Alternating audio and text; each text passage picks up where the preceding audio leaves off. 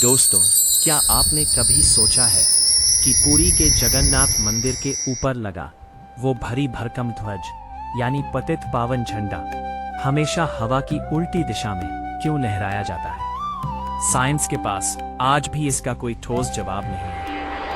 लेकिन आज की कहानी इस ध्वज की, उस चमत्कार की है जब एक 80 साल की बुद्धि भक्त जिसके हाथ पांव कांपते थे, वो बिना किसी सहारे के मंदिर के 214 फीट ऊंचे शिखर पर चढ़ गई। क्यों और कैसे?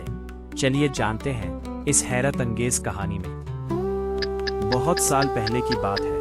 पुरी की गलियों में एक बुद्धि दादी रहती थी जिनका नाम था शांति माँ। उनका पूरा जीवन जगन्नाथ जी की सेवा में बिता था। उनकी एक ही अंतिम इच्छा थी कि वो अपने हाथों से बनाया हुआ एक नया ध्वज मंदिर के सबसे ऊंचे शिखर पर लगाएं। लेकिन मंदिर का नियम बहुत कठिन था। सिर्फ स्वास्थ्य और जवान चुनारा सेवक ही उतनी ऊंचाई पर चढ़ सकते हैं। शांति माँ बहुत गरीब थी और उनका शरीर अब साथ नहीं देता था।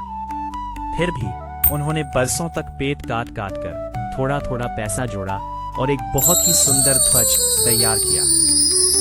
जब वो मंदिर गई तो लोगों ने उनका मजाक उड़ाया। किसी ने कहा, दादी आप इतने ऊपर कैसे चढ़ेंगी, ये आपके बस की बात नहीं। शांति माँ ने बहुत विनती की पर किसी ने उनकी बात नहीं सुनी। वो मंदिर के आंगन में बैठकर रोने लगी। उन्होंने रोते हुए कहा, प्रभु क्या मेरी भक्ति इतनी कमजोर है कि मैं आपके चरणों में ये भेंट भी नहीं दे सकती? क्या सिर्फ अमीर और ताकतवर ही आपके पास पहुंच सकते हैं? उसी रात मंदिर के मुख्य पुजारी को एक अजीब सपना आया। अगली सुबह जब मंदिर के दरवाजे खुले और लोगों की नजर शिखर पर पड़ी तो सब दंग रह गए। मंदिर के शिखर पर वही पुराना ध्वज नहीं बल्कि शांति माँ का बनाया हुआ नया ध्वज लहरा रहा था। सब हैरान थे क्योंकि किसी ने भी रात में किसी को ऊपर चढ़ते नहीं देखा था। तब मंदिर के एक पहरेदार ने बताया कि उसने आधी रात को एक छोटे बालक को देखा था जो शांति माँ का ध्वज लेकर बिजली की रफ्तार से ऊपर चढ़ गया और पलक झपकते ही गायब हो गया। लोग समझ गए कि जब भक्त की पुकार सच्ची होती है तो खुद भगवान को नियम तोड़ने पड़ते हैं। शांति माँ ने जब अपने ध्वज को आसमान में लहराते देखा तो उनकी आंखों से खुशी के आंसू निकल पड़े। वो समझ गई कि उनका कार्य उनके साथ है।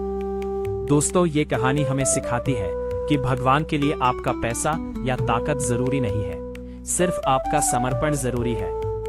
अगर आपका मन साफ है तो प्रभु खुद चालकर आपके पास आएंगे। क्या आपको भी लगता है कि जगन्नाथ जी आज भी ऐसे ही चमत्कार करते हैं? और अगर आप चाहते हैं कि मैं